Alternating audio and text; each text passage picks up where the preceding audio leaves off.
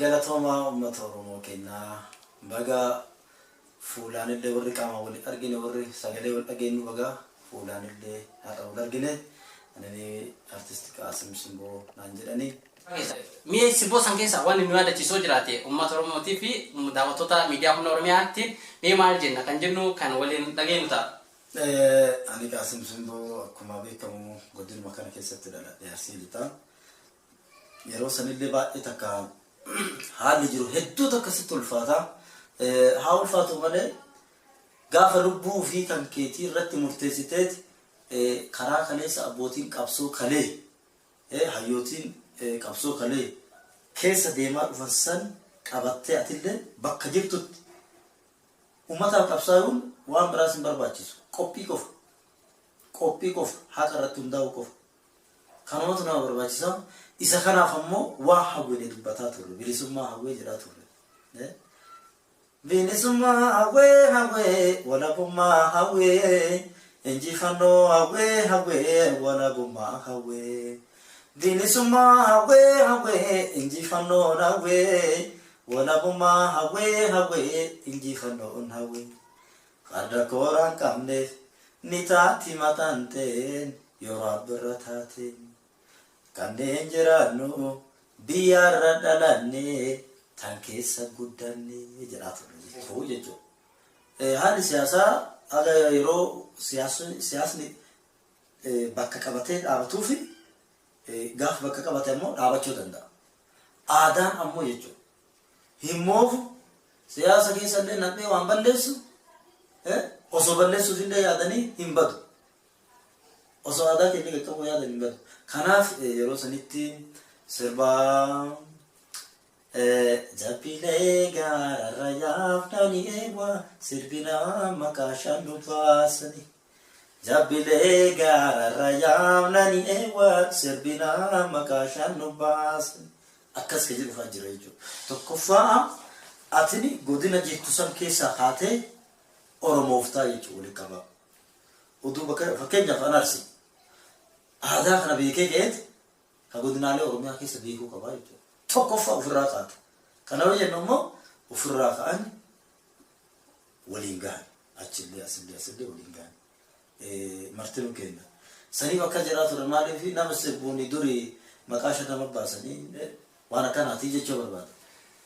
Kabajamtootaa fi daawwattoota hordoftoota miidiyaa humna Oromiyaa, miidiyaan humna Oromiyaa godinaalee Oromiyaa keessatti qorannoo gola aartii Oromoo gaggeessaa kan ture amma immoo bulchiinsa magaalaa Shaashamanneetti aartistii kabajamaa fi jaallatamaa qabsaa'aa uummata Oromoo haqaan qabsaa'ee qabatee gara keessan dhiyaatee jira. Weellisaa waan jedhu namni ammoo of ta'an wal ta'anii jiraatu jedhee jira. Kanaaf qabsoon diddaa gabrummaa keessa hammatamuu dandeettu maal keessaallee of jalaa qabdi, aadaanillee of jalaa qabdi, weelloon of jalaa qabdi. Hidhannoon of keessaa qabdi. Kanaaf wantoota gaarii isaarraa dhagaa jiru kanaadha. Mee amma Qaasim Simboo nu jalaa fagaatee ture waggootaan 12. Amma immoo eessa turte maaf nu jalaa fagaatte kan jedhu gaafii keessan ofii dursee isinii gaafachaa jiraachuun kun oolu. Kanaaf immoo mee gamanuma maalirra akka ture fi maal akka ture gabaabsee akka nu dhiyeessuun gamanuma isin affeera. Turtiin keessan Qaasim wajjin qophii qorannoo gola aartii Oromoo wajjin. Dhugama miidiyaa garaa garaatiinis hedduu takka ijoolleen qeerroo fi qarreen keessaa alaan na gaafatan. Waan nama ajaa'iba immoo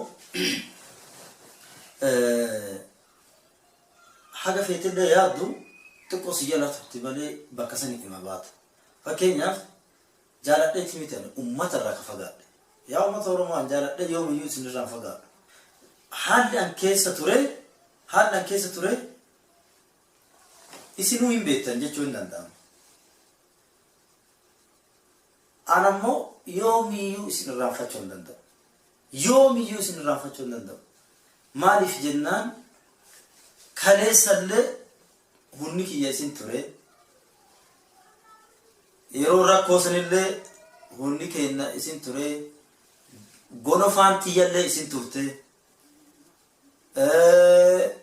Namoota akka kiyyaatiif hedduu Oromiyaa keessa ka jiran of keessa qabataa turtanii akkamiin isin irraanfadha nama lubbuu namaa lubbuu tiyyallee akkam baane yookaan ammoo akka bineensi nyaanni godhaa turtan akkam isin irraanfadha.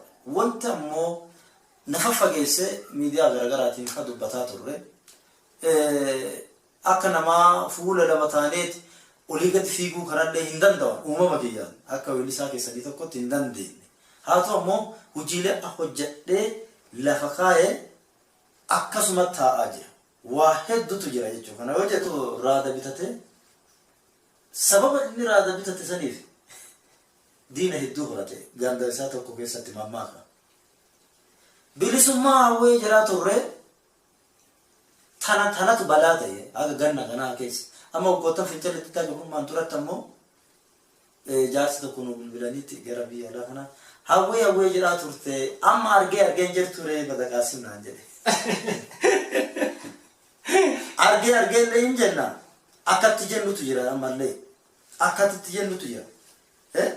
Sirriitti akkatti jennu jira yeroo ammallee hin geenye. Haa ta'u ammoo barii argineerra ija bananneerra ol jennee deemaarra. Ammallee nu keessa waa hedduu jira. Amma gama artistii kanaan hedduu jiru artistoota ta'anii Oromiyaa keessa sosocho'an meeqa biraa kaawwan qaaquufu isaan irratti aggaamni jira ijoollee ciccimtuurra jechuudha.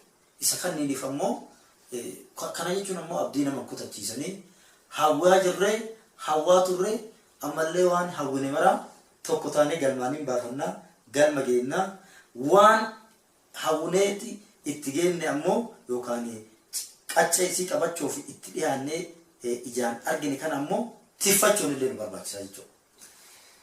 Kabajamtoota keenyaa fi daawwattoota miidiyaa humna Oromiyaa sagantaa kallattii hordofaa jirtan hundi keessanuu kabajni fi jaalalli nuti isiniif qabnu bakka jirtan nuti isin dhaqqabu jechaa guyyaa har'aa qophii qorannoo gola aartii Oromoo godinaalee Oromiyaa keessa gaggeessaa turreen miidiyaa humna Oromiyaa bulchiinsa magaalaa Shaashamanneetti artistii kabajamaa fi jaalatamaa Qaasim Simboo wajjin taasisaa jira. Isarraa maal barattan jedhee isin gaafachuu kootirra waanuma amma isarraa argannu kan isin bira geessutti caala. Maaf jennaan isin yeroo baay'ee wal argaa ture. Kanaaf yeroo arganne kanaaf fayyadamnee quuqaa uummata Oromoo keessa turte.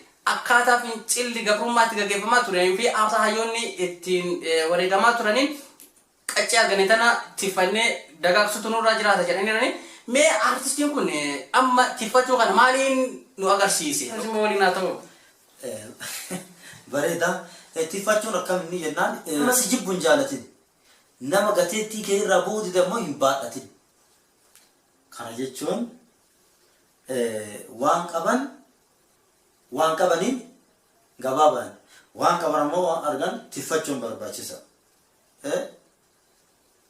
Xiqqooma si foon takkaan yoo akkana baatee diida keessa deemte allaattiin nama harkaa fudhatti. Hoolaan qallee foonuma xiqqoo yoo qabattee deemte cululleen harkaa si fudhatti. Isii kanaaf ifa manaa godhaa halkanuma yaadalootana. Tiksi bilisummaa kee eegi walaabummaa kee. Tiksi bilisummaa kee eegi walaabummaa kee. Diinni tuqee si laalaa akka harkaa sin baade. Diinni tuqee si laalaa akka harkaa sin baade. Tiksi bilisummaa kee eegi walaabummaa kee. Tiksi bilisummaa kee eegi walaabummaa kee. Diinni tuqee si laalaa akka harkaa sin baade. Diinni tuqee si laalaa akka harkaa sin baade. Harki bitaallee kiyyaa harki mirgaallee kiyyaa jallachoon irra taa'ee wal gargaarree dabarra jedhee mirgi gaafannaan bitaan itti wallaalee. Harki bitaallee kiyyaa harki mirgaallee kiyyaa jallachoon irra taa'ee wal gargaarree dabarra jedhee mirgi gaafannaan bitaan itti wallaalee. Akka ani si yaadu si diigni kiyya. Akka ani si yaadu si diigni kiyya. Yoo dinaa karaa saaqtee si diinni kiyya. Akka ani si yaadu si diigni kiyya.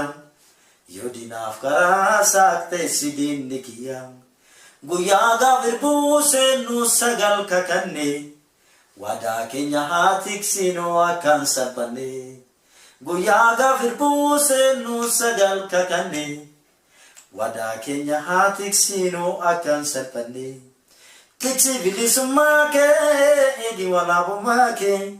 Tiksi bilisummaa kee eegi walaabummaa kee dinni tuqee silaalaa akka harkaas hin baane dinni tuqee silaalaa akka harkaas hin baane ka jedhu kana